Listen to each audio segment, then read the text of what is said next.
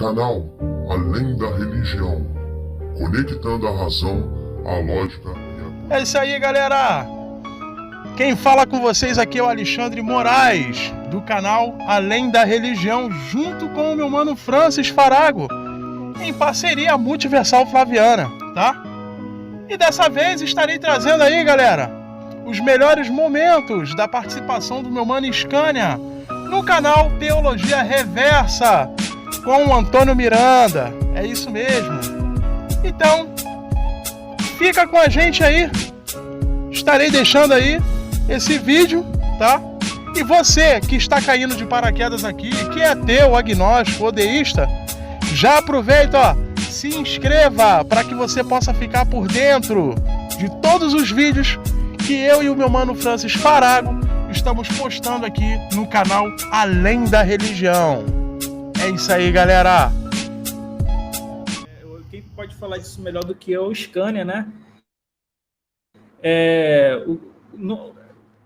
O que acontece? Quando eles fizeram a invasão, eles queriam culpar os próprios judeus pela invasão romana.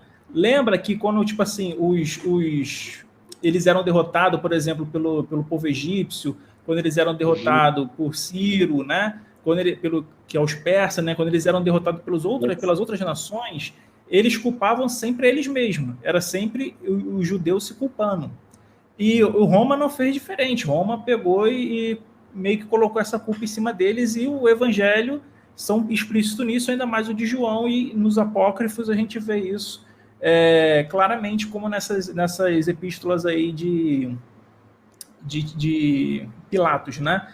Então, tem essa explicação aí. Ô, Scania, boa noite, cara. Seja bem-vindo. É uma honra ter você aqui no canal. Você que é um cara que tá 10 anos estudando isso aí, cara. E hoje, aquela mensagem que eu te mandei no privado, né? Que eu falei, cara, olha o que eu acabei de ler aqui. Estava fazendo meus estudos matinais, né?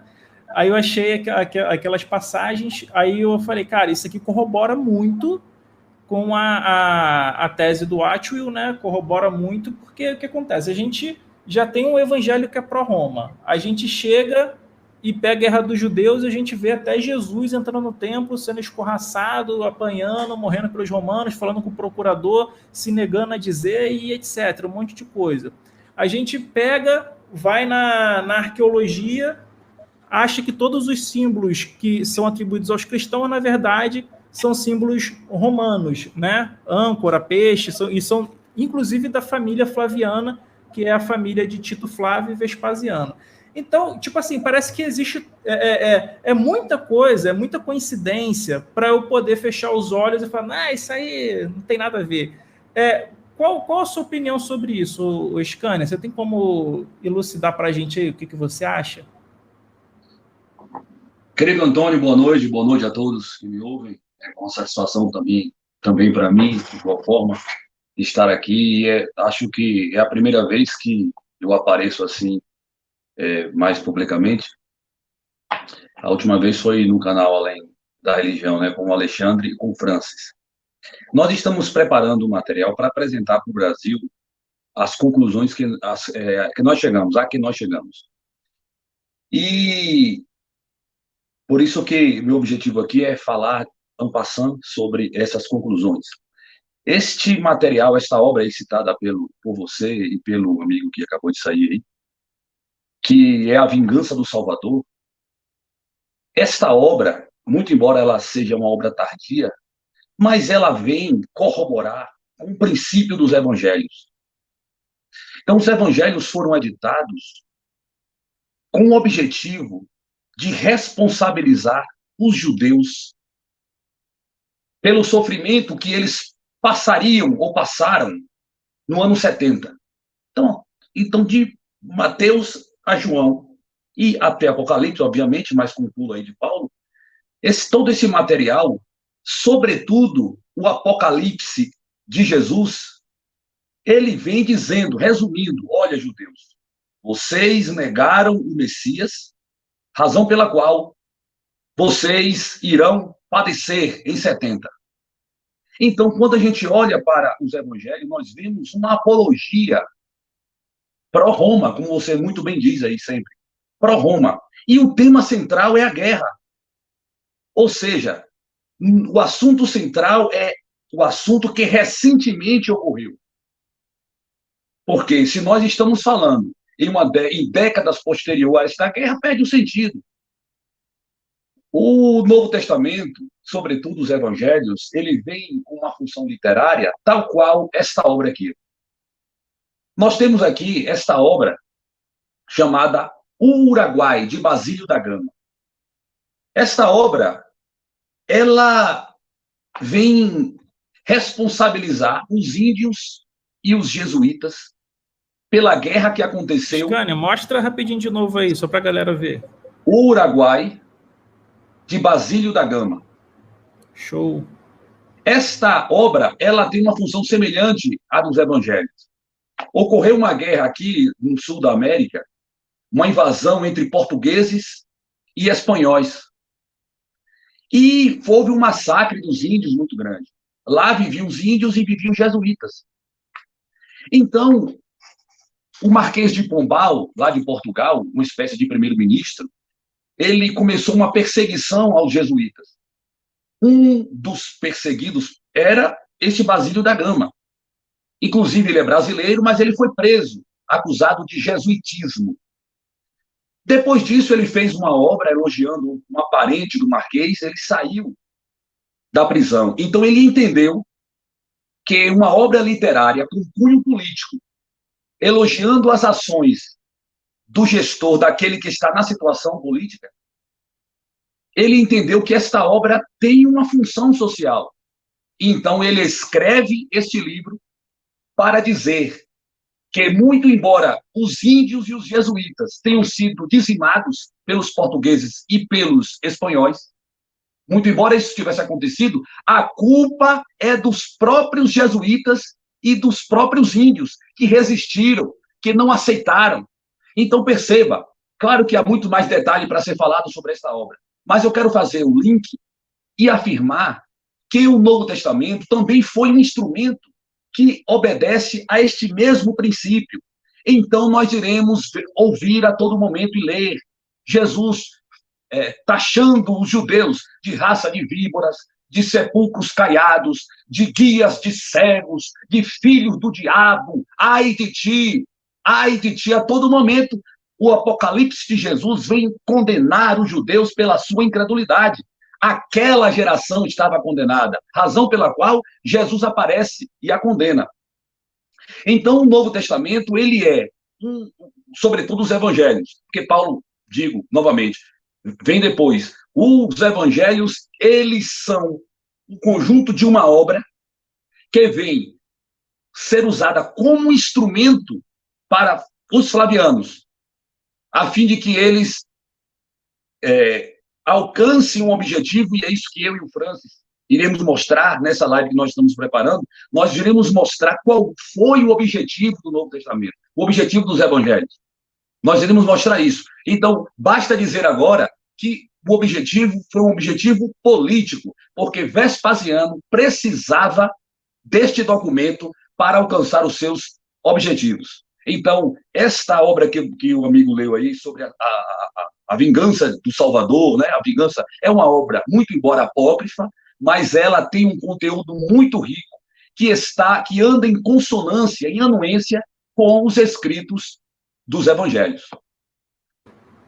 Ô, Scania, o pessoal da história, né, eles vão sempre querer martelar na cabeça das pessoas que os evangelhos, eles são escritos no primeiro século, né, e que não tem esse uso dos apócrifos, né.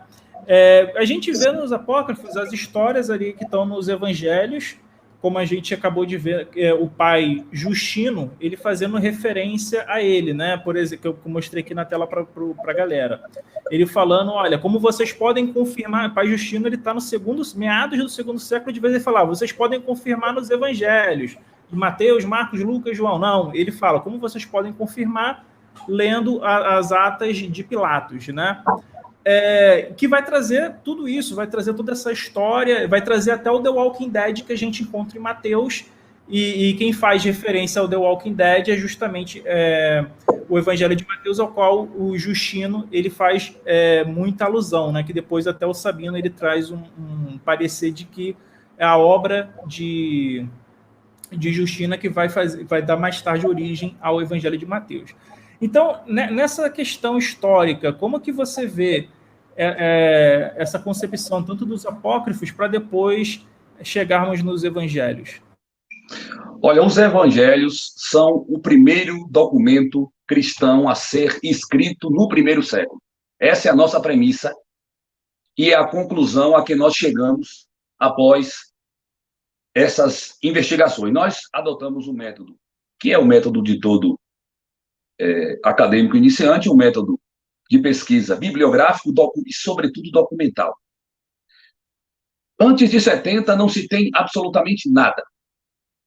Com os achados de Qumran no final do século passado, era a esperança dos cristãos encontrar um fragmento, já que Jesus existiu, deveria aparecer alguma coisa, qualquer coisa, a respeito de Jesus de Nazaré. Absolutamente nada se encontra nos textos de Qumran. Inclusive, o padre Ocalanã, ele propôs um achado que se mostrou claudicante totalmente, né? Então, era a montagem que ele tentou fazer, refere a um outro texto. Os achados de Qumran foram um balde de água fria, foi a sujeira que estava debaixo do tapete que surgiu. Exatamente. E, muito bem, então, antes de 70, um resumo, parabéns, Guerreiro. Antes de 70, nada se tem de Jesus. No início de 70, então, nós acreditamos, nós concluímos, estamos convencidos disso, e volto a dizer, nosso conhecimento, ele é um conhecimento progressivo, porque ele busca ser científico. Aqui não tem dogmas. Se eu descobrir que o caminho que eu e o Francis estamos trilhando é um caminho claudicante, nós abandonaremos este caminho. Tenho certeza disso. Então, os apócrifos, eles vêm a posteriori, completando os evangelhos, dando sentido ao que Marcos começou errado, ao que Lucas falhou, ao que Mateus falhou. Como é que eu sei isso? Por que eu chego a essas conclusões? Porque eu tenho o papiro 52, que é o papiro do último evangelho. Ora, o evangelho de João, do último evangelho. Não estou falando de Marcos, nem de Lucas e nem de Mateus. Esse papiro 52, que é datado de 120, ele, a partir de 120, mais 120, 130, ele é um papiro que vem trazendo, obviamente, de um manuscrito. Sim. É aí que no caso, o único problema que eu vejo na hipótese de vocês é essa questão da datação. Eu acho que vocês estão indo por um caminho que já está desatualizado. Esse livro aqui, ó, do Chevitarese, por exemplo, ele traz aqui bibliografia, o Sabino também já trouxe bibliografia, que, por exemplo, o P52 já não é mais do início do segundo século, e sim início do terceiro. 170, então, até 160. Porque os manuscritologistas dataram de 120 a 160. Né? Isso é verdade. Mas o que eu quero dizer é o seguinte, que não importa se seja 150, coloque 150, 140, não tem importância. O que eu quero dizer é o seguinte, é que ele, por ser um manuscrito do último evangelho, olhe bem, nós estamos falando de cópias. Um fragmento que foi encontrado sendo cópia do último evangelho. Então, essa característica nos aponta para o primeiro século. Ela nos mostra, olha, esse papiro aqui é uma reprodução de um documento que já existia. E nós não estamos falando de Marcos, estamos falando de João, que é o mais tardio. João estava preocupado em debater doutrinas já sedimentadas, problemas que as doutrinas, que o Evangelho de Cristo, problemas que eles começaram a existir. Então, vem João e costura. Né? João tem esse evangelho remendador, como diz aí a literatura restaurada do irmão Lee, o irmão Watman. João o evangelho mais tendencioso entre eles. Por quê? Porque a teologia ela já estava se formando. Então, eu quero dizer, vale dizer, que João é tardio. Então, se eu tenho uma cópia de uma obra do final do primeiro século, esse fenômeno está me dizendo que o documento original referente a esta cópia achada está mais cedo. Ele foi editado mais cedo.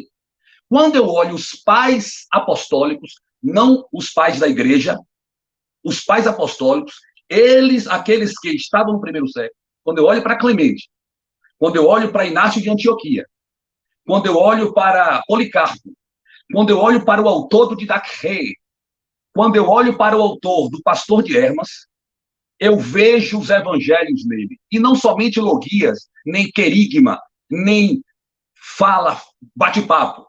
É isso que nós iremos mostrar.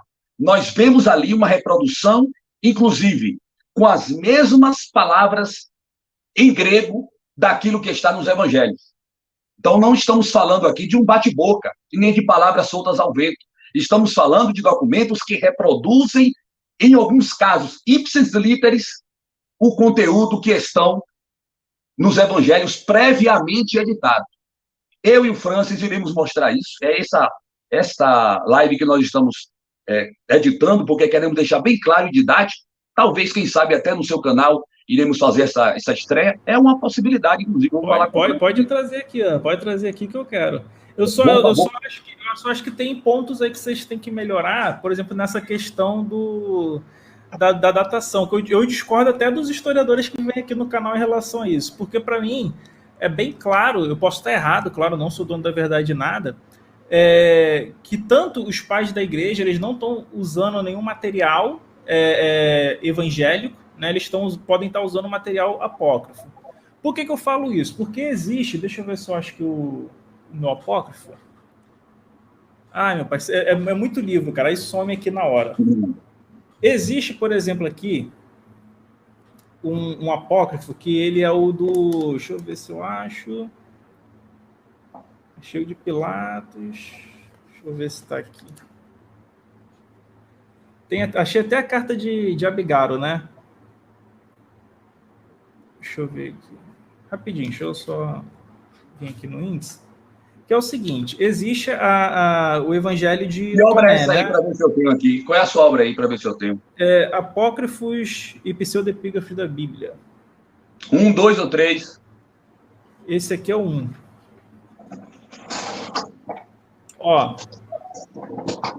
Antônio? Oi? O Anderson, que participa sempre na live, está pedindo para você mandar. Ah, sim, o Anderson, deixa eu mandar o link aí. É rapidinho, tá, Anderson, que eu não vou demorar muito, não. Vamos lá. Aí aqui, no Evangelho de Tomé, olha o que está dizendo aqui no começo, né? O Evangelho escrito por Dídimo, Judas, Tomé, né? Que ele diz que ele escreveu, né? Aí ele vai dizer assim, no versículo 1 vai dizer o seguinte, ó, aquele que encontrar o significado dessas palavras não provará a morte. Então já está dizendo uma coisa meio mística, né? Já está dizendo que é como se fosse meio que uma charada. E esse Evangelho de Tomé, ele foi escrito inicialmente em copta, né? Para quem não sabe, copta é a língua grega, né? Introduzida ali com a egípcia, que vai dar origem a essa língua copta. E muitos estudiosos tratam o Evangelho de Tomé como sendo do início ali do segundo século ou final do primeiro. E ele é um evangelho que ele traz as logias, né, os ditos de Jesus. Só tem dito de Jesus, não tem ele nascendo, não tem ele morrendo, não tem nada disso. E aí ele vai trazer várias frases que estão nos evangelhos, né? Ó, por exemplo aqui, ó, disse Jesus, os homens possivelmente pensam que vim para derramar a paz sobre o mundo, e que eles não sabem é que vim para derramar a discórdia na terra. Fogo, espada, guerra haverá, pois 5 em uma casa, 3 estarão contra 2, e 2 estarão contra 3, o pai contra o filho, e o filho contra o pai, e eles serão solitários. A gente tem algo disso nos evangelhos, né? Ele falando que vem colocar pai contra o filho, tudo isso, né? Aí no versículo 20, no capítulo 25 a gente tem o seguinte, ó, disse Jesus, ama teu irmão como tua alma, protege-o como a pupila de seus olhos. Aí no 26 vai dizer o seguinte, ó, vês o cisco que está no olho de teu irmão, mas a trava está no teu olho. Esta você não vê. Também é uma logia que a gente encontra nos evangelhos, né? Deixa eu ver aqui se eu acho outra. Então, tem várias que estão aqui, né? Essas passagens aí não seria interpolação do diabo? Segundo o Justino, sim, né? Deixa eu ver se eu... Tem uma aqui que ele fala, né? Dê a César o que é de César. Mas, enfim, tem várias, né? Tem várias, só que eu não anotei tudo, né? Aqui, ó. Dai a César o que é de César, dai a Deus o que é de Deus, e a mim o que é meu, né? Então, essas logias não tem nada de história de Jesus, tudo isso. A datação, final do primeiro século, início do primeiro, é uma obra gnóstica e copta, né? Que vai trazer justamente essa questão judaica, helênica, a qual a gente sempre conversa aqui. Então, a probabilidade é que os evangelhos copiaram daqui e não o contrário. Outra passagem que a gente tem é quando, por exemplo, a gente pega o Pseudo Tomé, que a gente vai para o final dele, que é Jesus, né? Ele fugindo dos pais. Jesus, ele foge dos pais e está dando aula lá no templo para os doutores, né? Quando contava 12 anos, seus pais, como de costume, foram em caravana até Jerusalém para assistir às festas da Páscoa. Quando as festas terminaram, voltavam para casa, mas no instante de partir, o menino Jesus retomou para Jerusalém. Enquanto seus pais pensavam que o encontrariam na comitiva, depois do primeiro dia de marcha, puseram-se a buscá-lo entre seus parentes, mas não o encontraram. Preocuparam-se muito e voltaram a Jerusalém. Finalmente, depois do terceiro dia, o encontraram no templo, escutando-os e fazendo-lhes perguntas, né? Falando lá, e etc. Então a gente vê que nos apócrifos tem todas essas passagens que depois a gente vai encontrar nos evangelhos.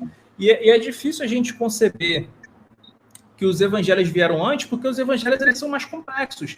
Eles estão mais bem estruturados do que esses pequenos trechos apócrifos que se apresentam. Então, toda datação, toda patrística vai corroborar nessa linha. Eu não sei se vocês concordam com isso. Pelo menos o estudo que eu venho fazendo está nessa linha aí. Olha, o Evangelho de Marcos, ele discorda de você. O autor de Marcos, ele editou o seu livro com muitos problemas. Quer ver um problema? É mais fácil um camelo entrar no fundo de uma agulha. O autor de Marcos, ele erra por uma vogal. Então, por uma vogal, a palavra que era para ser corda de navio, que iria entrar no fundo da agulha, nessa metáfora, se transformou em camelo. Os autores dos demais evangelhos seguem. Marcos, ele começa Jesus, a sua história, sem a infância de Jesus. Ou seja, o evangelho de Marcos, ele está em dissonância com esse seu pressuposto aí agora, desse último. Porque o evangelho de Marcos é cheio de problemas. Marcos tem o pior grego do Novo Testamento. Marcos está cheio de redundância, está mal estruturado. Rapidinho. O conhecimento real. Antônio, segundo a história do crítico textual, só o pai da igreja, Orígenes, faz mais de 3.000 citações encontradas nos evangelhos. Aí você vai ver de quando é Orígenes, né? Orígenes já tem evangelho já. Aí é pai da igreja. O importante aí são os pais apostólicos. Quem vai definir aí que os evangelhos estão no primeiro século são os pais apostólicos. Os pais da igreja, eles já pegaram o produto pronto, já pegaram as obras e os problemas doutrinários sendo consequências dessas edições mais cedo, certo? Então, nós estamos convencidos de que os evangelhos, eles foram editados no primeiro século, mas após o ano de 70. E, mais uma vez, devo dizer que essa pesquisa que eu e o Francis estamos encabeçando, juntamente com o Alexandre, ela será apresentada, vou conversar com o Alexandre e com o Francis, inclusive, para que a gente possa estrear aí no seu canal, né, que é uma pessoa, você, juntamente com os demais, com outros grandes expoentes aí, o Jason, o seu professor José Alessandro, né, o Ronaldo, são pessoas que realmente fazem diferença, o próprio Sabino, né, são jovens, é uma nova geração de jovens que estão levando conhecimento e desbravando. E, inevitavelmente, nós aqui ou ali iremos cometer contradições, cometer erro de pronúncia de grego, erro não importa. O importante é que todos nós estamos com este desiderato para desbravar e para questionar. Eu quero dizer aqui, aproveitar aqui, grande amigo Antônio, eu tenho vários amigos pastores, porque fui pastor, e colegas, sabe, que inclusive estou no grupo de vários deles, converso com vários deles. Eu gostaria de dizer aqui que não é pecado nós questionarmos, não podemos condenar a atitude de perguntar, porque o conhecimento teológico é aquilo que eu vivo sempre batendo, ele vem se cristalizando exatamente por causa do dogma. Eu deixei de acreditar em dogmas. Volto a dizer, se eu descobrir que o meu pensamento é claudicante, eu vou abandonar, eu vou me ressignificar. Não vou me cristalizar, não sou obrigado a acreditar naquilo que me contaram quando eu era criança. Eu não sou obrigado a acreditar dessa forma. Eu sou livre. Portanto, respeitem o pensamento das pessoas de quererem descobrir aquilo que pode ser descoberto. É para isso que existe o método científico. É para isso que existe o conhecimento, a ciência. Nós estamos em busca dessas provas e é para elas que nós estamos olhando. E devo dizer que o sentido é mais importante do que a velocidade. Caraca, deixa eu receber aqui o Anderson. Anderson, seja muito bem-vindo, uma ótima noite. Anderson, que já é frequentador assíduo aqui do canal. Ô Anderson, tira o muto aí, cara, deixa eu te perguntar. Boa noite, Antônio. Boa noite, cara, tá com a voz fraca, o que foi? Deus não abençoou hoje, não? O que aconteceu, não, cara? Deus abençoa todo dia, Antônio. Amém, irmão. Vamos lá, deixa eu te perguntar, o Anderson, a gente tá com esse tema aí na live, cara, eu acabei de ler um apócrifo aqui pra galera. Qual o tema? Oi? Qual o tema? Ih, Anderson entrou boiando na live. Ô, Anderson, é o seguinte, eu tava lendo aqui o apócrifo pra galera, o apócrifo da vingança do Salvador, onde mostra ali que Tito, Vespasiano, Tibério, eles estão se convertendo ao cristianismo, né, aceitando Jesus como Salvador, eles até condenam Pilatos. Deixa eu só ler aqui o superchat. Deus mandou 5 aqui, ó. Quando Eva veio falar para mim que viu uma cobra falar, logo pensei que fui criar cannabis.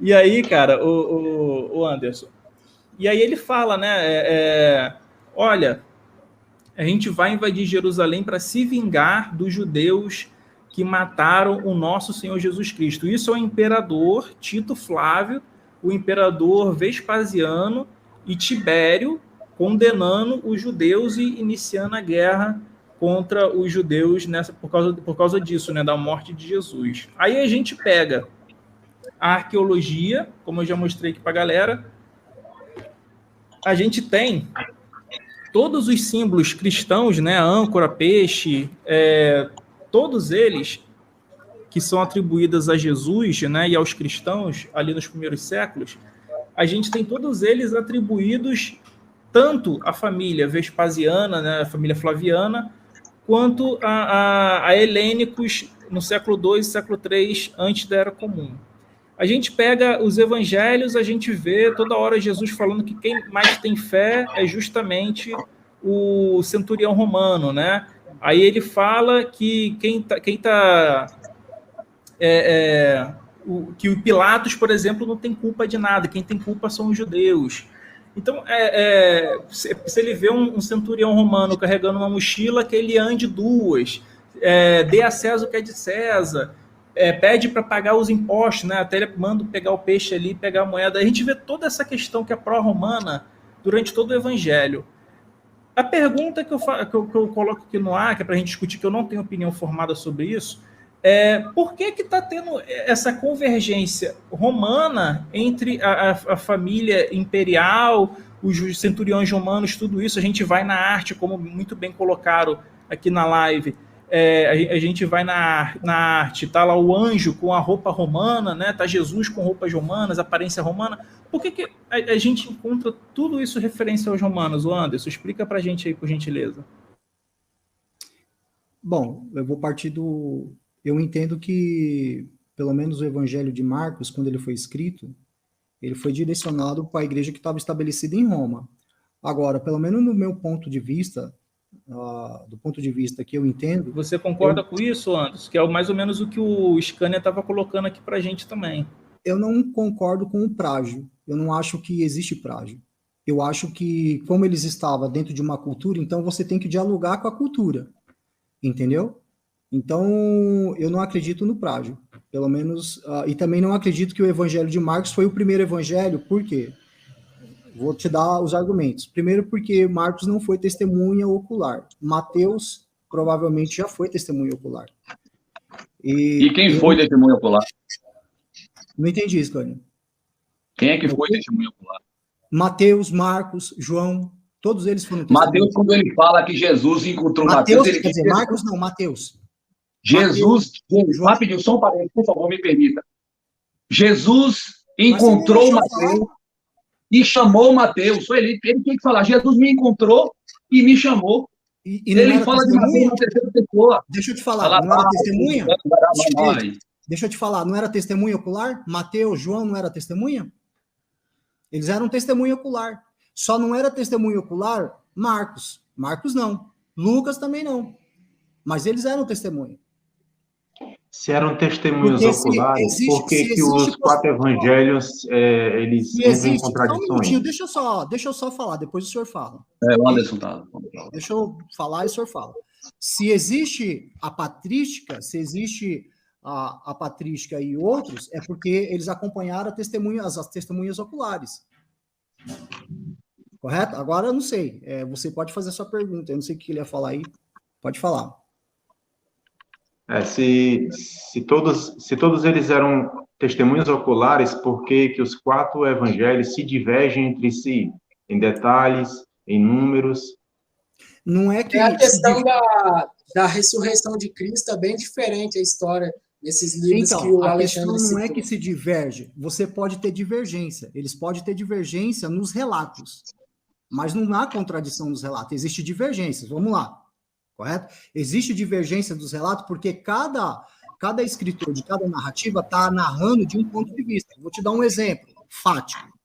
Imagina que você vê um acidente de carro. O carro colidiu com outro.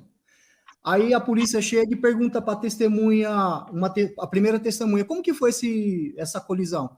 O cara estava vindo de lá de cima e o outro estava vindo de baixo na contramão e bateu.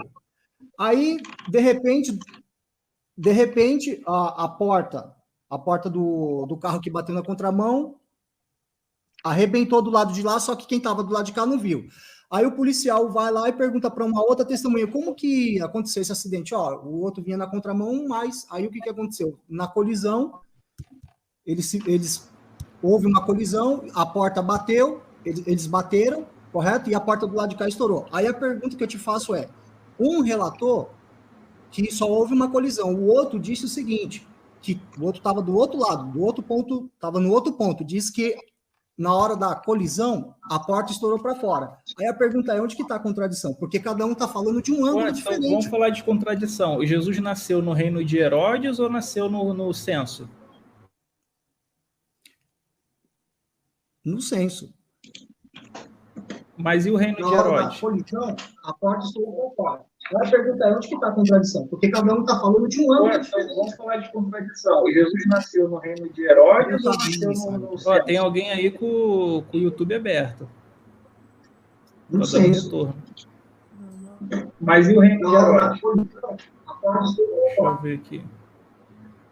Acho que era o Scania. Scania, eu acho que o YouTube aí está aberto, cara. Então, deixa o Scania falar.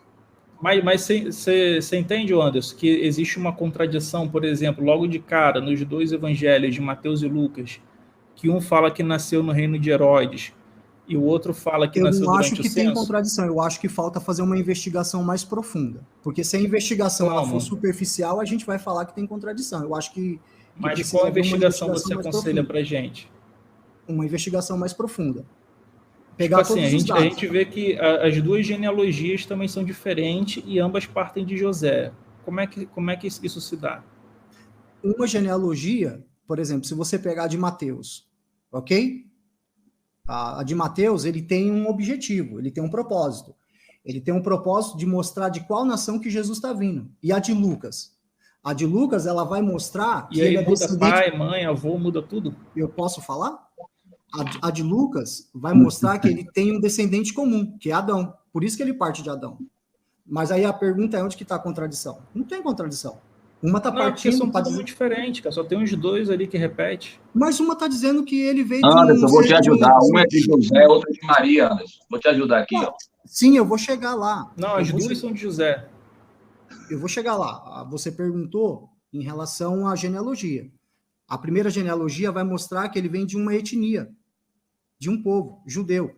A outra vai mostrar que ele vem de um descendente normal, no caso aqui Adão. Então, aonde que está a contradição? Aí você vai falar todo que... mundo, Agora você falou que as duas genealogias de José, não foi isso que você falou? Foi isso que você disse? As duas são de José. Tá. Se você pegou... Lembra lá em Gênesis 38, que vai falar sobre... Se você ler a genealogia do capítulo 1, correto? Vai falar de Zerá. E vai falar que Judá teve 2 filhos, Zerá e Tamar. A genealogia de Maria, ela pode não aparecer nas escrituras porque ela está oculta. Porque se você... Sim, ela está oculta. Se você ler o Gênesis, capítulo 38, vai falar de 2 filhos. Pega lá minha Bíblia. Vou te mostrar para você.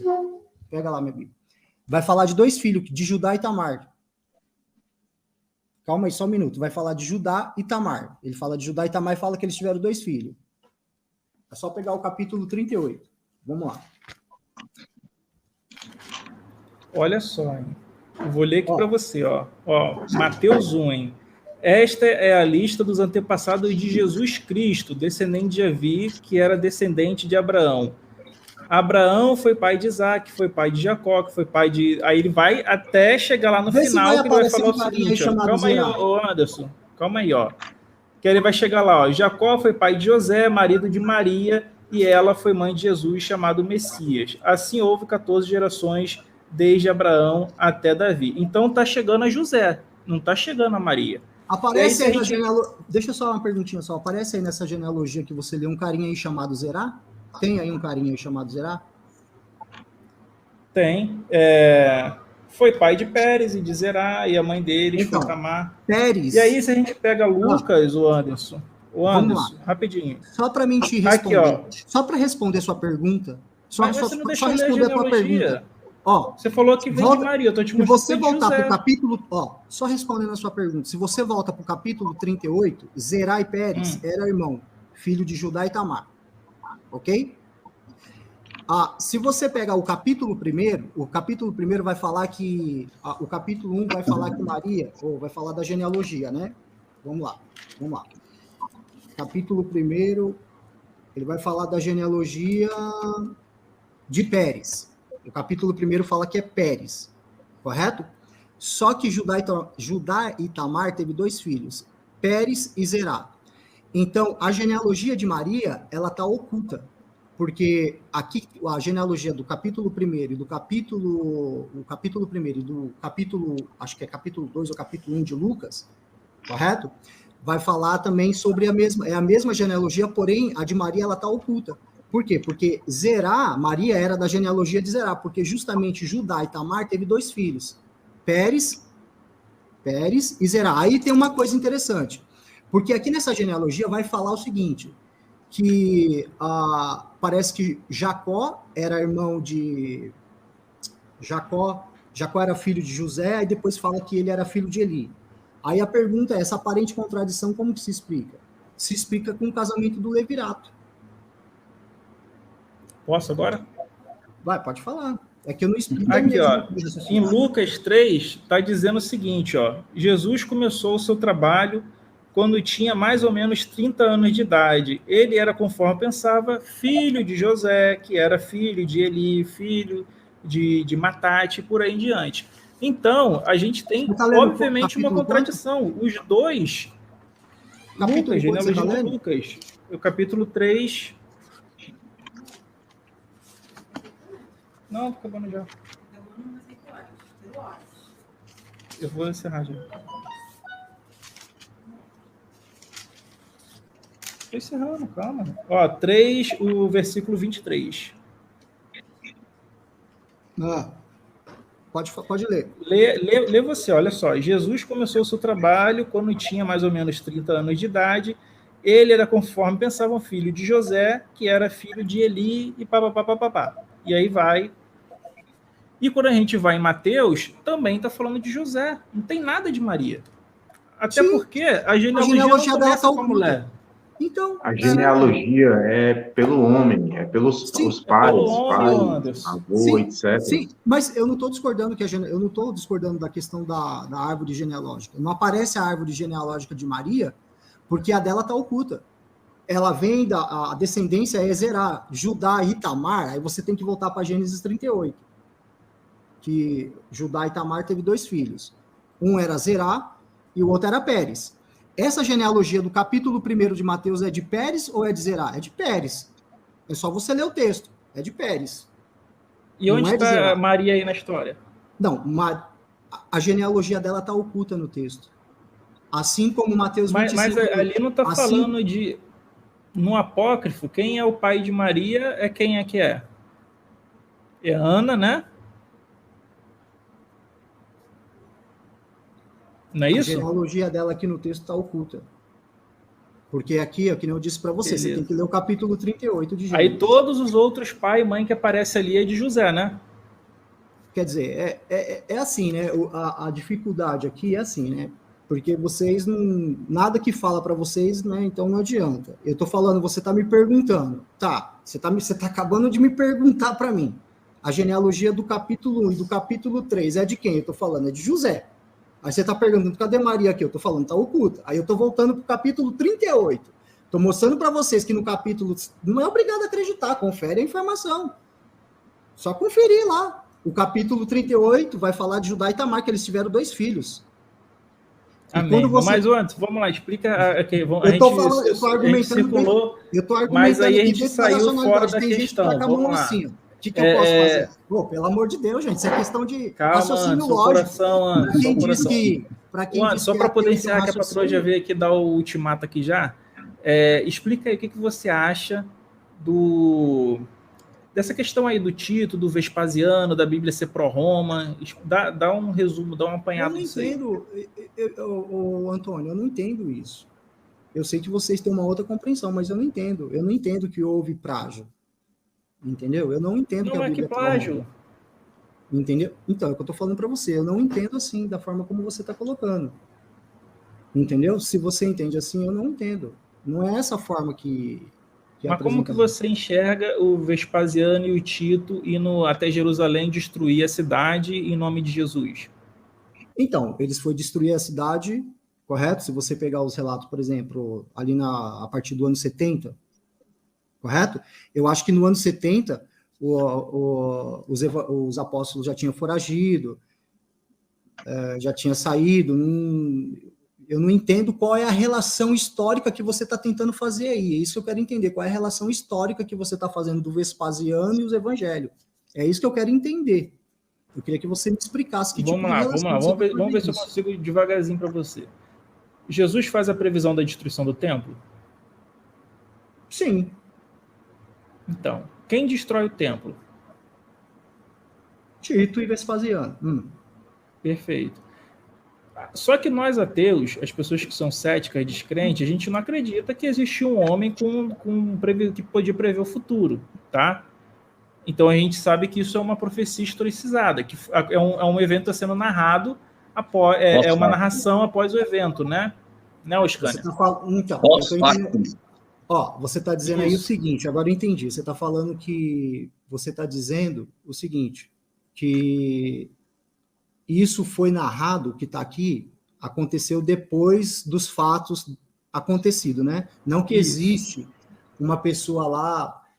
É uma questão, é assim, deixa eu falar uma coisa para você. Aqui aí a questão aí é que você quer tirar aquilo, você quer tirar o aspecto. Uma questão de fé. Não, eu acho que a fé ela não é separada da razão. Se você, por exemplo, se você vê o que um grande teólogo famoso, ele disse aí, por exemplo, sobre a questão de fé e razão, ele fala que a fé é sobrenatural, mas ela não é irracional. Mas não vamos fugir muito do assunto, mas não. Tudo bem, já está chamando aqui. Agora, eu não entendo de maneira nenhuma, de forma nenhuma, não vejo nenhuma, não vejo base nenhuma para dizer que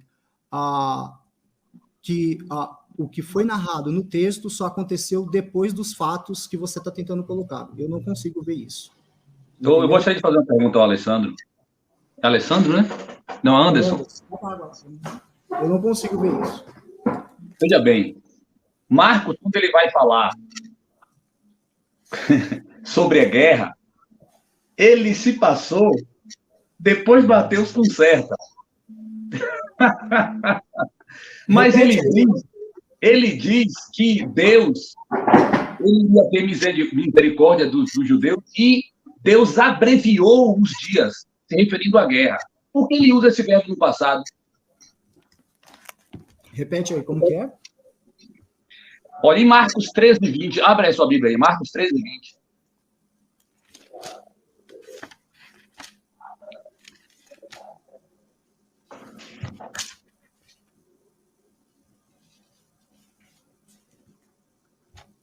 Pode falar. O que é que está escrito aí? Diz que se o Senhor não abreviasse aqueles dias, nenhuma carne se salvaria. Mas ele está falando o que aqui? Não, leia aí o texto, do jeito que está escrito. Nenhuma carne se salvaria, mas por causa dos escolhidos, ele abreviou. Certo. Ou seja, ele está falando de um fato que aconteceu. Né? Por que ele falou no fato que aconteceu? Por que Mateus vem depois e diz, ele abreviará? Marcos, ele comete muito falho. Olha a psicologia de Marcos. Então, aí é a grande questão, né? Depende como você vai entender o texto, né? Você vai interpretar o texto, por exemplo, aqui no contexto ele vai falar sobre a volta de Jesus. Ele vai falar de fato, se você pegar o capítulo, você tem que pegar um texto paralelo, correto? No caso aí dos evangelhos, porque vai também falar sobre isso daqui. Aí ele está falando de duas coisas, ele está falando da destruição de Jerusalém e também está falando sobre a sua volta, porque o contexto deixa isso claro. Então ele fala da destruição do templo no ano 70 e também no contexto ele fala da sua volta. E aí, como interpretações camadas? Não, tem que escolher o que ele está dizendo. Peraí. Ele está dizendo da volta dele? Não, ele está dizendo da volta do Filho do Homem. Ele está falando, ele está com quem é o Filho do Homem? No texto bíblico. Quem que é o Filho do Homem no texto bíblico? Quem que é o Filho do Homem? Só para me entender aqui. Isso aqui é uma regrinha de hermenêutica. Quem que é o Filho do Homem? Deixa eu só fazer uma pergunta. Porque ele fala de duas coisas aqui. Anderson. Ele fala da destruição do templo e também fala da sua volta escatológica. Anderson, ele fala que vai voltar antes que todos ali que estão ouvindo ele experimentem a morte. Jesus mentiu? Não mentiu. Ele disse que aquela geração não passaria, ele mentiu. Ele disse que viria em breve, ele mentiu. Ele disse que até os que mataram ele viria a volta do Filho do Homem, ele mentiu. Não. E uma geração é 40 anos. De 40 anos da morte de Jesus até a destruição do templo, bate certinho, né? Então, dentro desse assim, contexto, Antônio, de geração de 40 anos... Você está pegando perguntas, né? Texto solto, né? Sem analisar todo o texto. É verdade. Mas, ok, Anderson, então vamos aqui. A minha pergunta texto inicial... solto, perguntas fora de... É verdade, tudo bem. A gente falou em vários assuntos aqui. Mas por que Jesus falou, ele aprendeu... Você acha uma pergunta e faz outra. Eu vou fazer, então faz assim, vamos fazer assim. Você faz uma pergunta, eu faço uma para você. Não, você está certo.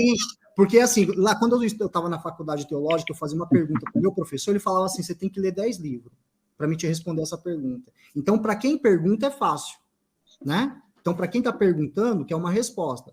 E para quem vai responder, é um pouco mais difícil. Então, vamos fazer assim, vamos mudar mudar a dinâmica. Você faz uma pergunta, eu respondo, aí eu te faço uma.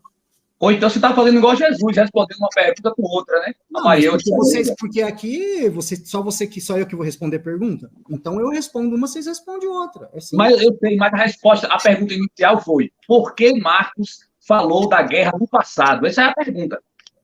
Por que ele se referiu à guerra no passado?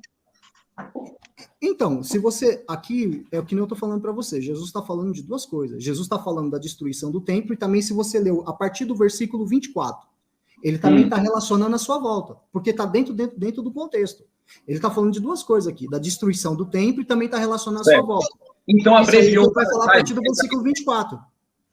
Abreviou tais dias. Aí é o quê? É a volta dele ou é o templo? Então, é o que eu tô... Aí, abreviar aqui, ele abreviou... Tá no passado. Está falando da volta dele. Se você pegar, por exemplo, ele está falando da volta dele, quando ele vai dizer, se aqueles dias não fosse abreviado, nenhuma carne se salvaria. Ele está falando da volta dele, ele relaciona isso com a volta dele. Porque o texto, aí é uma questão de interpretação textual. O texto fala de duas coisas. O texto Sim, fala mas por que isso virou Maurício? Nós temos aqui o verbo abreviar. Ó. Esse abreviar aqui está no tempo passado. Olhe bem. Vou pegar aqui o texto grego, ó. Ele usa o verbo kolobó, que é o verbo encurtar, abreviar, e aqui ele faz um auristo. O auristo é o tempo passado, pontual, que passou e está lá no passado. Isso é o tempo auristo. Ele coloca aí um sim, mas ele relaciona... Então, mas o conteúdo... Scanner, só uma questão. A gente só tem que tomar cuidado, a gente só tem que tomar um cuidado para não cometer o erro de transferência totalitária. Né? Porque você está pegando um verbo grego auristo relacionando ao passado. Só que o que determina a interpretação da passagem é o contexto imediato. Quando você pega uma palavra grega, uma palavra hebraica, eu sempre falo isso, os exegeg fazem isso, mas isso é os exegeg que faz. O que os exegeg fazem? Eles pegam uma palavra, não estou falando que é vocês, mas os exegeg fazem isso. Eles pegam uma palavra e analisam uma palavra. Para você pegar essa palavra, você tem que analisar ela com línguas cognata. Por exemplo, aí no caso aqui é o grego, então você vai pegar o grego, o latim, né? Vai pegar línguas cognatas próximas. Só que aquele vocabulário, ele está dentro de um campo semântico. E esse campo semântico, ele obedece o quê? Um contexto imediato. Quem determina a interpretação do texto bíblico não é apenas a análise do vocábulo, é o contexto imediato. Repete a passagem para mim aí, Oscar. Marcos 13, 20. O verbo encurtar, ele abreviou o verbo colocou. Então já está dando uma interferência. Você vai cometer o erro de... Ele está no auristo. Sim, por mais que o verbo, que nem você está falando, que o verbo está no auristo relacionando ao passado, ok? Você precisa entender que tem aspecto... Sim, por mais que você está falando, você está citando o verbo, que ele está no auristo no passado, você tem que entender o verbo, entender esse vocábulo dentro do contexto. Rapidinho. Deixa eu ler, eu vou ler aqui em duas traduções, tá? Em duas traduções do versículo 20. Primeiro, eu vou ler aqui o seguinte, ó. Se o Senhor não tivesse abreviado aqueles dias, ninguém seria salvo. Mas por causa dos eleitos que ele escolheu, Deus abreviou tais dias. A segunda é a seguinte. Porém, o Senhor diminuiu esse tempo de sofrimento. Se não fosse assim, ninguém seria salvo. Mas por causa do povo que Deus escolheu para salvar, esse tempo já foi diminuído. Tem duas versões aí que eu li dando esse sentido aí. Então, mas... A função, o certo aí abreviou no passado, efetivamente. Tem um epsilon de aumento aí no verbo e o sigma de auristo. Então, o verbo colobó, ele fica ecolobossen, que é no passado, pontualmente. Ele está se referindo a um tempo passado. Então, mas... Porque ele está se referindo a um evento que já passou. Meu querido, deixa eu falar uma coisa para você. Você está citando o grego para mim. Entendeu? Eu conheço um pouquinho do negócio. Eu sei do que eu estou falando. Você tem que interpretar o verbo dentro do contexto imediato. Ele tem um campo semântico.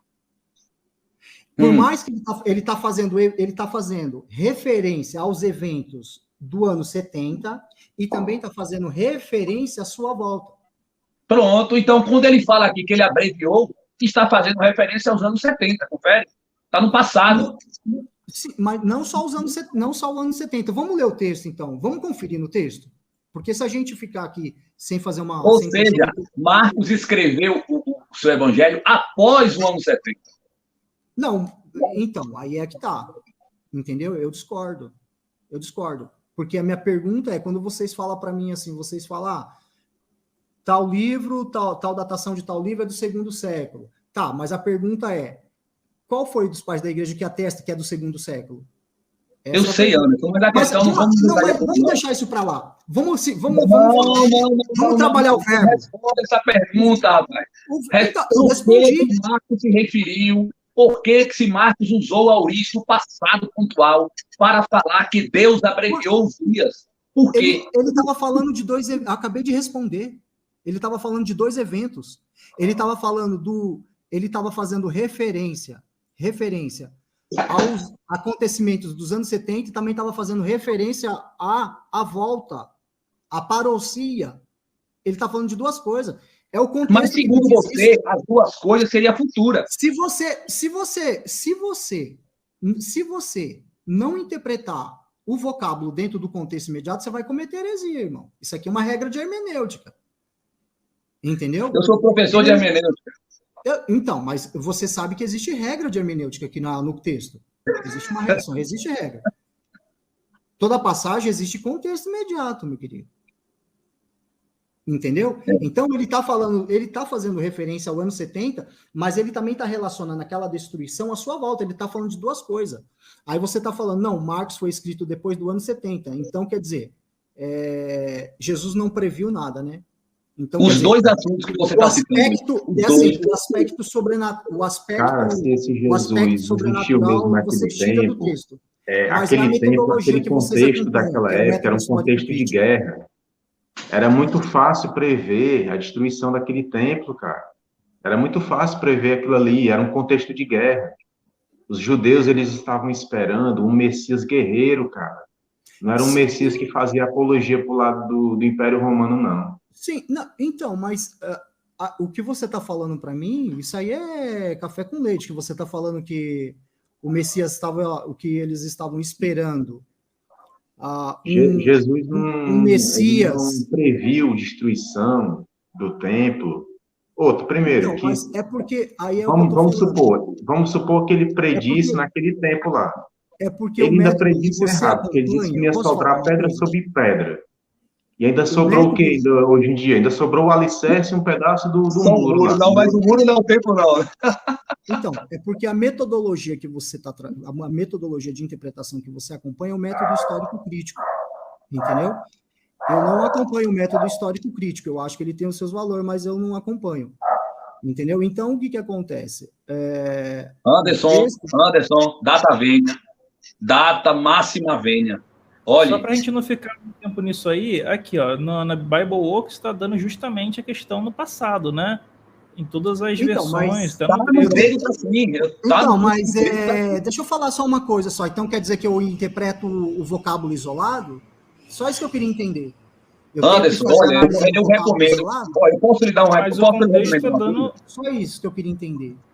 Deixa eu lhe recomendar uma coisa.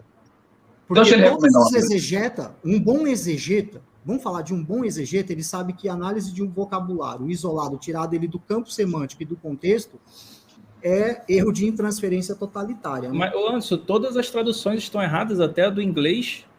Não, eu não estou falando que todas as traduções vai falar, qualquer tradução que você me apresentar aqui para mim, ela vai falar de duas coisas, ela vai falar da destruição do templo e vai falar é o contexto. Eu vou falar, olha lá, eu estou falando de contexto, ele está dando risada, é contexto.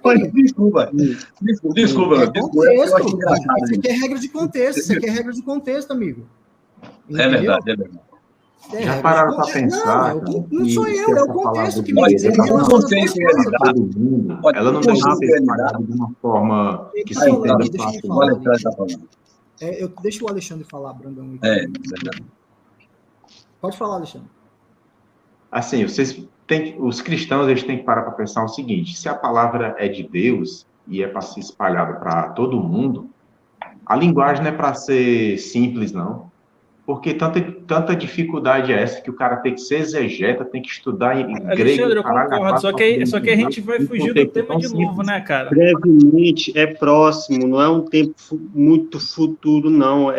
Breve é algo próximo. Eu também pensava assim, quando eu era mais o verbo que você citou. Disse brevemente, é um tempo longo. Só um minutinho, eu estudei um pouquinho o negócio. É muito próximo. Eu estudei um pouquinho o grego, eu conheço um pouquinho o negócio, não conheço muito, mas eu conheço um pouquinho. Quando você vai fazer análise de um vocabulário, você pode analisar ele de forma etimológica, você pode analisar o vocabulário de forma etimológica, só que você precisa analisar ele com línguas cognatas. Se você pega o hebraico, no caso aí, Você vai analisar, por exemplo, um vocabulário no hebraico. Então, você tem que pegar línguas cognatas, como o acádio, o ugarítico, o fenício. Então, você analisa. Só que aquele vocabulário que você está analisando dentro do texto bíblico, ele tem o quê? Vamos lá. Ele tem um campo semântico, presta atenção. E ele tem um qual é a tradução verdadeira, então? Só para a gente não perder tempo, porque senão você fica falando aí e a gente não chega a lugar nenhum. Vamos lá. Qual é a tradução correta? Traduz corretamente o texto aí, então. Vai lá. A tradução correta? Não existe uma tradução correta. Não existe a tradução correta. Não tem tradução correta, tem tradução boa. Faz a paráfrase correta, então. Vai, qual que é? Não tem tradução correta, tem tradução boa. Você falou qual é a tradução correta, tem tradução boa. Se você pegar, por exemplo, o trabalho de tradução... Caralho, Anderson, tu enrola muito, velho. Não tô enrolando. Você tá perguntando para mim qual é a tradução correta. O cara fez uma pergunta simples. Por que tá no passado? Aí você tá vindo com eu tô respondendo. Eu tô respondendo a questão. Eu respondi que o verbo tá no passado porque ele tá falando ele tá fazendo duas referências. Ele tá fazendo referência da destruição do templo, e no contexto imediato ele está fazendo referência à sua volta. Eu respondi. E ele voltou? Só que ele não pode, é o que eu estou falando, só que eu estou falando para ele o seguinte, você fazer a análise. Quando ele fala assim, nem os anjos, nem eu, nem ninguém sabe a volta do Pai. Então, ele está o quê? Mencionando algo, o futuro, quando ele fala que ele não sabe, isso aí é a questão da trindade econômica. Deixa eu terminar aqui, Então, o que acontece? Quando ele joga para Deus, é um tempo futuro que nem ele mesmo sabe, e que o próprio Deus é quem vai determinar quando ele bem quiser, segundo ele. Agora, quando ele fala, brevemente essas coisas vão acontecer, brevemente não é futuro longínquo. Você está dizendo, essas coisas estão próximas de acontecer. Olha, vai acontecer isso. A tendência é de um vulcão brevemente. Mas a pergunta é o seguinte, quando você está usando a expressão... Você está falando aí, né? Você está falando aí que você mencionou duas coisas. Você falou assim que ele disse, eu não sei a hora da minha volta, nem os anjos, somente o Pai. É uma questão aí da trindade econômica. Aí você diz, aí numa outra parte você fala assim, não, isso aí brevemente. Tá. É próximo, tem que acontecer lá. Tá, esse brevemente, então, tá, tudo bem. Deixa só uma pergunta, eu só quero entender uma coisa. Esse brevemente é somente lá?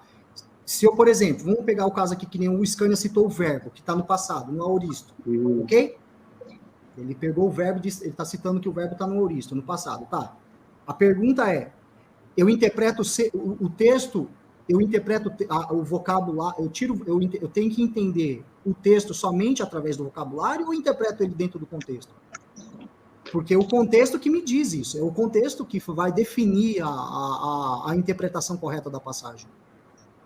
O vocabulário você pode analisar. A maneira certa de entender é a maneira que um pescador deveria entender, porque ele tem que pescar homens o quanto antes, né?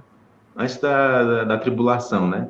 Então, mas a pergunta é, aí eu te faço a pergunta é, quando eu faço análise de um vocabulário, eu tenho que interpretar eles de forma isolada ou eu preciso interpretar ele de acordo com o campo semântico e o contexto imediato? Essa é a pergunta que eu faço para ti.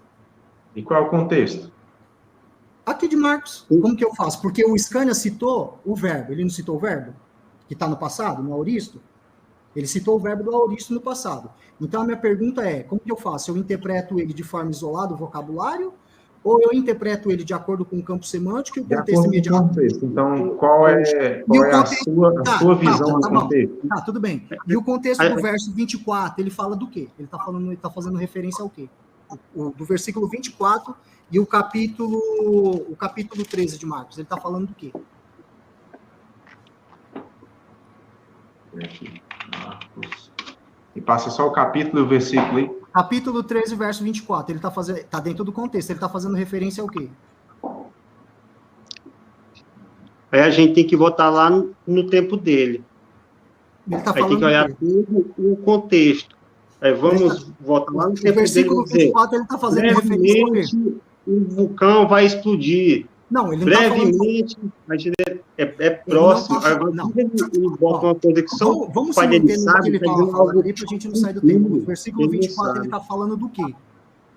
Está dizendo assim, ó, mas aqueles dias após aquela tribulação, o sol escurecerá e a lua não dará a sua luz.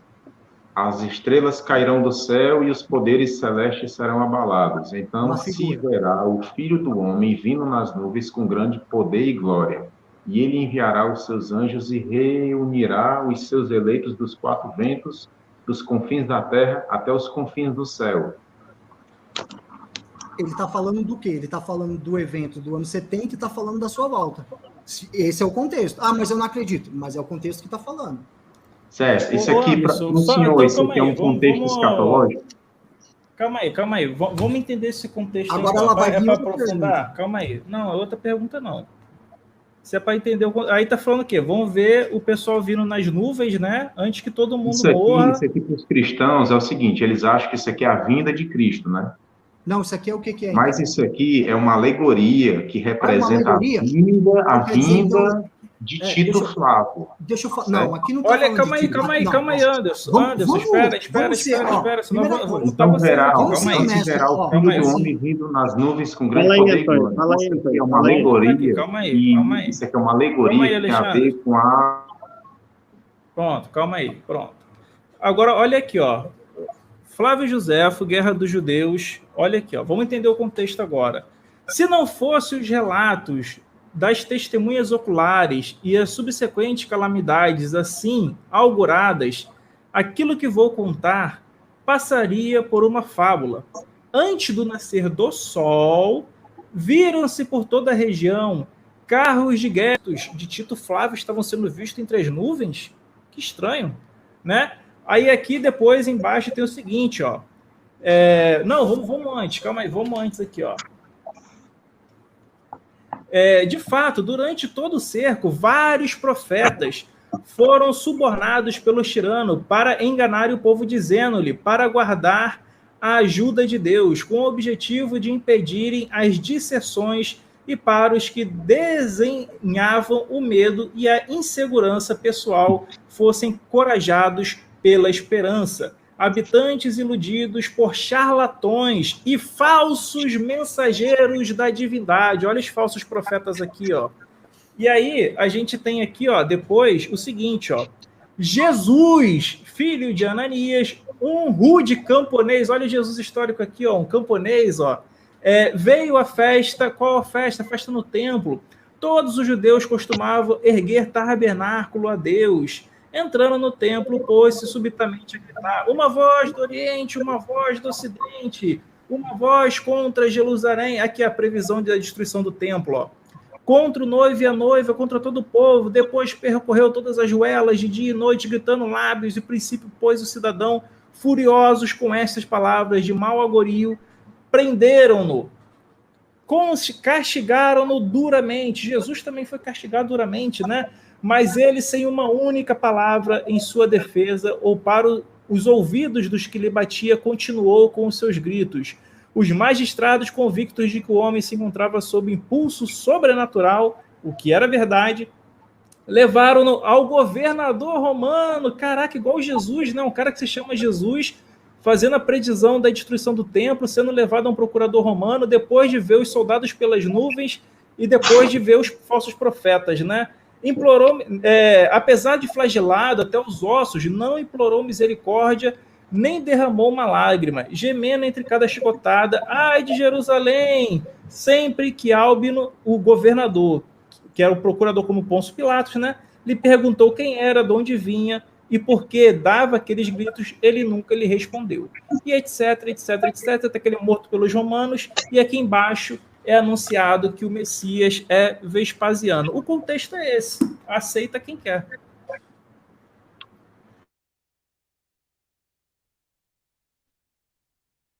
Essa é a conclusão? A conclusão, então, que o texto foi... O contexto não é esse. Como é que você explica essa coincidência toda? O contexto, então, porque o contexto que nós estávamos falando aqui era o contexto bíblico. Aí você pegou uma passagem, acho que você pegou um livro do Flávio Josefo, não foi? É isso? O que o Antônio quer perguntar Tá, é porque aí o Flávio José, então, ele só pode ser citado quando favorece você, né? No caso aí, nesse caso, né? Não. Aí... O que o Antônio quer falar é o seguinte: por que há tanto paralelismo? Por que Jesus faz uma profecia e Tito cumpre? Por quê? Não, mas a pergunta é, você precisa, aí a grande questão é, esses paralelismos que vocês estão falando aí, entendeu? Não é prágio, porque como que você está querendo relacionar o quê? Que a profecia, né, o capítulo, você está querendo relacionar, vocês estão querendo fazer uma relação de um prágio, no caso seria uma adaptação? Não, Jesus falou que o Filho do Homem viria sobre as nuvens. Jesus falou que o Filho do Homem viria exercer juízo sobre Jerusalém. Jerusalém seria sitiada. Mateus 24 é uma profecia, um apocalipse de Jesus contra os judeus. E quem cumpre essas profecias de Jesus é Tito. O Filho do Homem que veio em 70 para cumprir essas profecias, Jesus dizendo, o Filho do Homem vai vir. O Filho do Homem vai vir na terceira pessoa. Ele não diz, eu vou vir sobre as nuvens do céu. O Filho do Homem vai vir sobre as nuvens do céu. O quê? Ele não falou isso. Não, Jesus não disse que o Filho do Homem vai vir que ele vai vir sobre as nuvens do céu. O Tito do Filho do Homem. E Tito vem cumprindo essas profecias. Então quer dizer que é Tito... Não é verdade? Deixa eu só entender. Eu queria só entender. Tito vem cumprindo essas profecias de Jesus. Então, no caso aqui não era uma profecia, Jesus não falou, não é isso que eu estou entendendo? Os evangelhos, acho que no caso vocês estão querendo datar que eles foram escritos depois que aconteceu o evento histórico, não foi isso? Todos os historiadores então, datam depois. Deixa eu falar uma coisa, me fala para mim, qual dos pais da igreja que fala que os evangelhos, os 4, por exemplo, vamos pegar aqui, eu não entendo que Marcos, né? Marcos, ele foi o primeiro evangelho, eu entendo que foi Mateus, né? Mateus eu entendo isso. Mas a grande questão eu queria entender, Mateus, vamos pegar Mateus, que eu entendo que foi uma testemunha ocular. Qual foi a datação da escrita dele? Qual é a datação da escrita? Todos os evangelhos, o Anderson, são de meados do 2º século para lá. Quem falou isso? Quem foi que falou isso? Eu pego aqui a obra para você, calma aí, ó. Todos Teologia eles. A partir do século XVII te falaram isso aí? Ou foi a partir do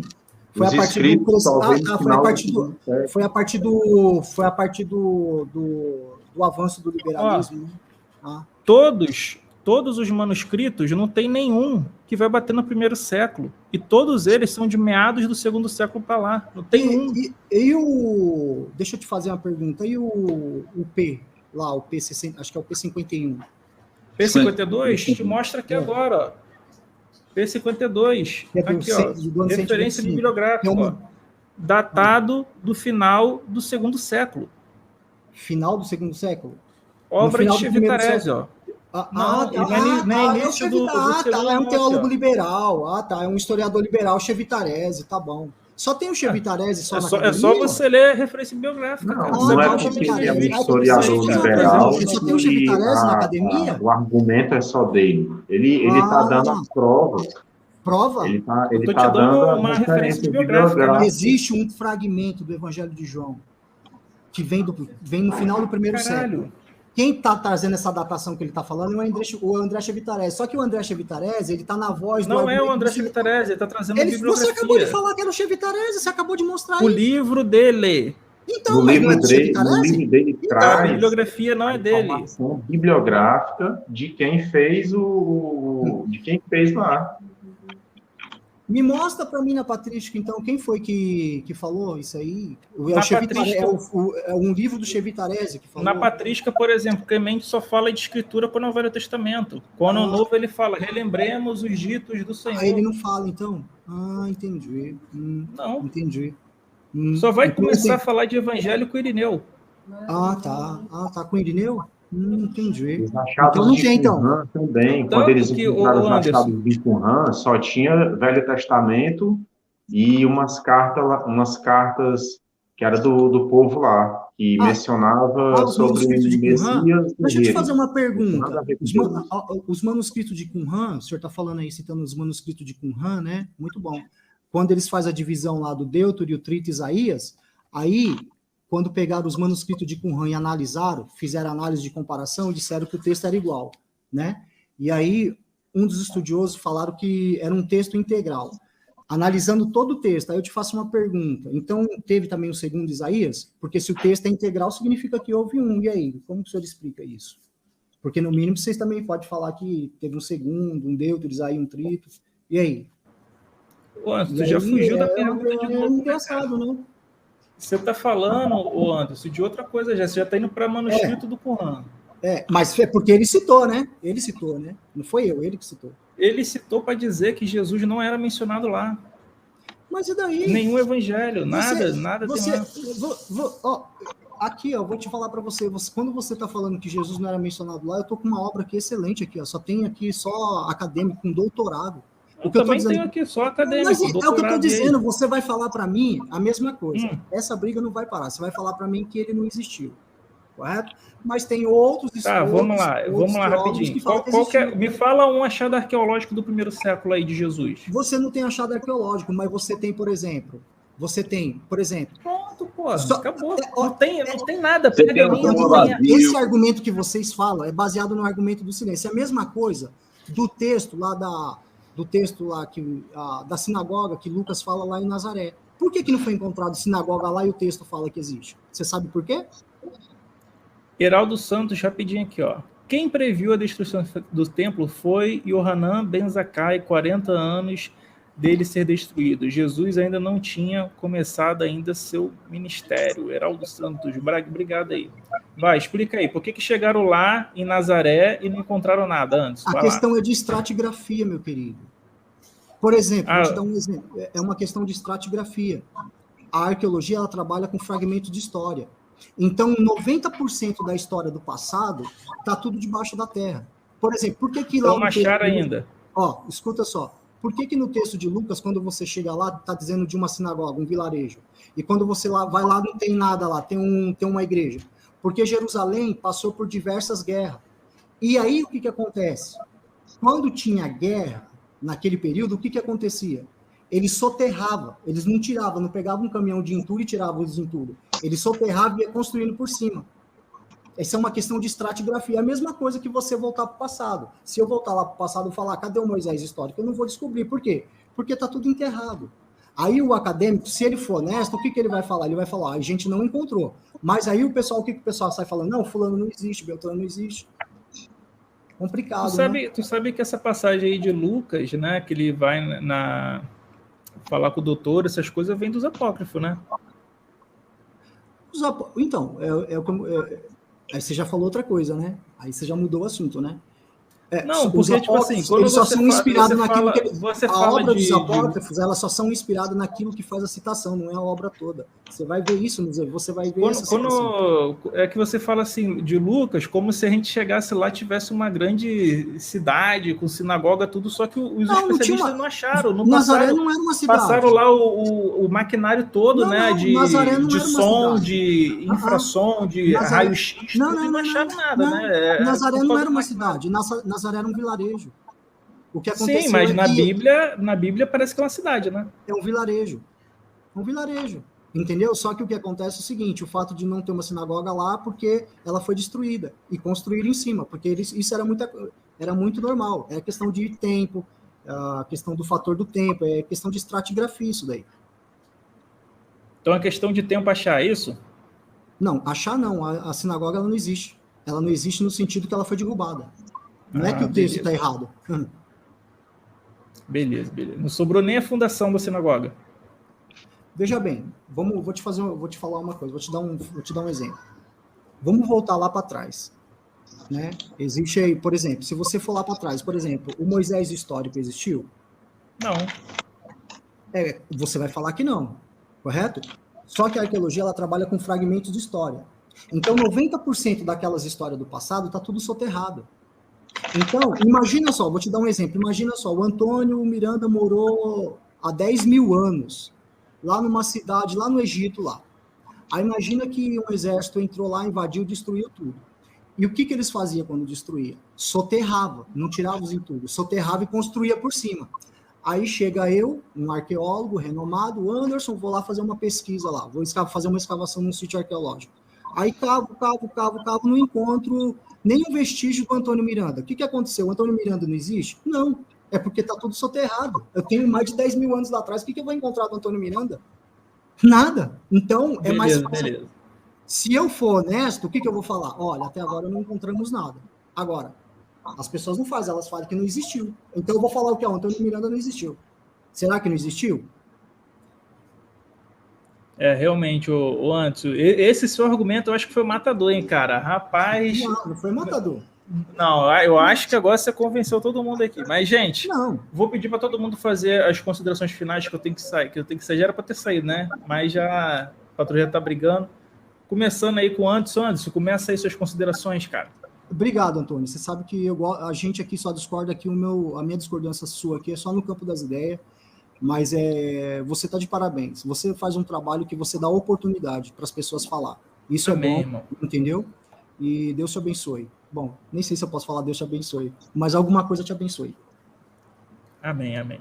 Fala aí, o Rodrigo Filosofia. E aí, Antônio? Eu gostei de participar aqui, é a primeira vez aqui no canal, né?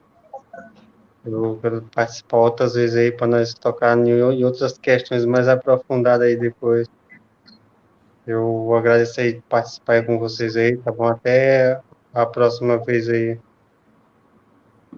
Beleza. Aqui, ó, Conhecimento Real. Wilson Parochi, que é um escritor textual, diz que P52 é da segunda metade do segundo século. Cara, isso aí já foi revisitado, né? Já não é mais do início do primeiro século. Fala aí, o Alexandre Brandão. Cara, é só mesmo parabenizar aí pelo canal, ver essa galera toda aí inteligente e discutindo uma conversa boa. É melhor do que estar na igreja. E é assim, cara, é conversando e entrosando a galera que um dia o negócio anda para frente e as pessoas passam a enxergar a realidade de uma outra maneira e não ficar só bitolado dentro daquele livro que é a Bíblia. Também ver, procurar conhecer vestígios das coisas que aconteceram ali por fora dela, porque se ficar só dentro dela, meu amigo, não tem condição, manipulação total, velho.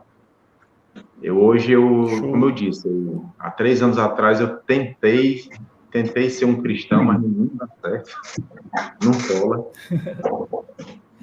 porque não tem como defender o indefensável, cara, não tem como defender um livro tão cheio de contradições, de erros. Você botar debaixo do braço um livro de querer defender um Deus que está escrito lá, que mata crianças, que manda matar crianças, que manda exterminar a terça parte do mundo com o negócio de dilúvio, que bota uma maldição em toda a humanidade porque um casal pecou lá atrás, não faz sentido, cara. Esse Deus é um Deus criado. É um Deus criado pela imaginação humana. O que eu posso dizer como deísta é o seguinte: eu acredito na questão do design inteligente, eu acredito nessa hipótese, certo?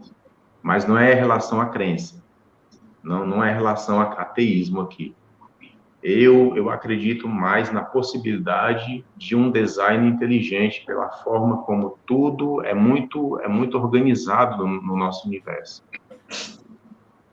Esse aí é o meu ponto. Mas é aquela coisa, é apenas o que eu acredito e pronto. E independente de se eu acredito, né, na existência de um principiador, não faz diferença alguma na minha vida e na vida da gente. Ele não intervém em nada. Eu acho que ele é apenas algo que principiou e criou a vida. É esse o sentido que eu tenho como deísta. Eu não acredito em divindades, eu não acredito em que há algum tipo de intervenção, eu não acredito em nada disso. O que eu espero que as pessoas consigam, a única salvação que as pessoas precisam ter é se salvar da ignorância, de procurar estudar, de procurar conhecer a história, se aprofundar mais, entendeu? Esse o meu ponto, assim, meu ponto de vista é esse. Beleza, Alexandre. Eu tô adorando aí aparecer no canal e tudo, conhecer vocês aí pessoalmente, já acompanho o Antônio Miranda, o Além da Fé também, o canal Além da Fé, o Fábio Sabino foi um dos primeiros canais assim que me fez abrir os olhos para questionar e pesquisar bastante. E só tenho a agradecer aí ao trabalho de vocês e dar boa noite aí para vocês aí. E continue com esse belo trabalho. Boa noite aí, Alexandre. Obrigado, tá? A Jússi mandou 5 aqui no finalzinho e falou o seguinte: a vantagem da ciência é que se algo enterrado for descoberto, admite-se e boas. Já a fé exige que a pessoa diga que está lá, mesmo que não esteja. Rapaz. E aí, o Scania, encerra pra gente aí, cara. Faz a amarração aí e o final da... Olha, dentro disso aí que a Jússi falou, realmente, o conhecimento teológico, ele é valorativo, ele é inspiracional, ele é sistemático, não verificável, infalível e exato. O conhecimento científico, não. Ele é contingente, ele é sistemático, ele é verificável, portanto, falível. E não é exato, ele busca a exatidão. Portanto, cabe ao estudante, ao pesquisador, diante dos fatos e das evidências, ele se prostrar e não proceder à manutenção de um dogma como se fosse realmente a única salvação dele. Eu gostaria de fazer uma referência aqui ao Anderson e agradecer a ele por essa conversa. E diferente de muitas outras conversas que eu vejo, nós conseguimos aqui manter o padrão sem ad hominem, sem argumentos falaciosos, sem ad persona, nós estamos efetivamente falando de ideias, né? Se nós conseguirmos manter esta postura, esse princípio, né, de não afetar a pessoa, mas sim um argumento, né? Muito embora em algumas vezes essa dissociação se torne difícil, mas se nós procurarmos manter isto, nós poderemos nos ressignificarmos, inclusive, né? Encontrando um pensamento melhor do que o de ontem, hoje melhor do que o de ontem, e o de amanhã melhor do que o de hoje, né? Eu como vejo que ele é um estudioso, sugiro, aquela sugestão que eu ia lhe falar mais cedo, aprofundar nessas questões e continuar estudando. Procure o professor Euler Lopes, o professor Ferreirinha, que são grandes expoentes aí na teologia, são pessoas que eu gosto, inclusive, mantenho contato, pessoas amigas, né? Outros apologetas, que é assim mesmo, o conhecimento, ele nunca é demais. O conhecimento deve ser um alvo que nós precisamos ir atrás, né? Então, eu gostaria de, com a permissão aqui do Antônio, sugerir que os amigos aqui procurem nosso canal, se inscreva lá, Antônio, posso falar aqui o nome? O Além da Religião, né? Então, Além da Religião, bota no YouTube, Além da Religião, que nós estamos a toda semana produzindo conteúdo e temos um conteúdo importante. Esse aí que eu vou falar com os meninos para a gente fazer aqui, estrear aqui no canal do Antônio. Mas toda semana a gente está falando alguma coisa sobre a teoria flaviana, buscando o conhecimento. Volto a dizer, vale dizer, que o conhecimento não pode ser cristalizado. Então, essas são as conclusões que eu cheguei até o presente momento, né? Se amanhã eu conseguir, se eu descobrir alguma prova, algo que me mostre que eu esteja com o pensamento claudicante, eu irei abandonar esses pressupostos, tenho certeza disso, não sou dogmático e me esforço para que não seja. É um desafio. Muitas vezes a gente fala uma coisa e quer sustentar até o final, às vezes existe um público muito maior que quer ouvir aquela outra postura nossa, a gente quer, uma vaidade muito grande e nos compele muitas vezes a não sermos verdadeiros conosco mesmos, certo? Mas volto a dizer, vale dizer, eu sempre digo isso, estou muito feliz em ter conhecido essa nova geração de jovens, você, Antônio, o Jason, o Sabino, né, o Ronaldo, poxa, o José Alessandro, eu gosto muito do José, o Francis, o Alexandre, que agora está com o canal com essa nova proposta. Então, estou muito feliz em saber que há pessoas assim, neste desiderato, e que irão ainda mostrar um serviço de grande utilidade para o Brasil e para o mundo. Então, muito obrigado, certo? Devo recomendar aqui este livro para que todos consigam ler este livro aqui, ver o contexto social dele, porque o contexto desse livro é o mesmo contexto, é um contexto semelhante ao contexto dos evangelhos. Grande abraço, eu sou Scania e estamos por aqui. Qualquer coisa, estou no canal Além da Religião. Show de bola. Obrigado aí, Scania. Obrigado ao Anderson. O Cláudio mandou 5. Scania, termina com aquela explosão de línguas. Alaba serve na glachai, decandarama miagastute, udecu de pasto e micaia. O que significa? Tchau. Então, eu vi aqui um senhor... aqui achei, ó. Xará Antônio aqui mandou. Antônio Miranda é mestre em falácias e não se dá por convencido. Para eu me dar por convencido, eu tenho que receber um argumento que me refute, né? Tem que ter o contraditório, né? Aí, o Antônio, depois na outra live, que for link aberto, você pode entrar e me convencer, né? Porque no chat aí, sem eu estar respondendo, é fácil, né? Então, é bom entrar e me convencer aqui, ao vivo, beleza? Então é isso. Um grande abraço a todos vocês. Valeu, falou. Fui, galera. A patroa já deve estar ali esperando com o chinelo. Valeu, obrigado, Scania. Tchau, tchau. Valeu, galera. Valeu.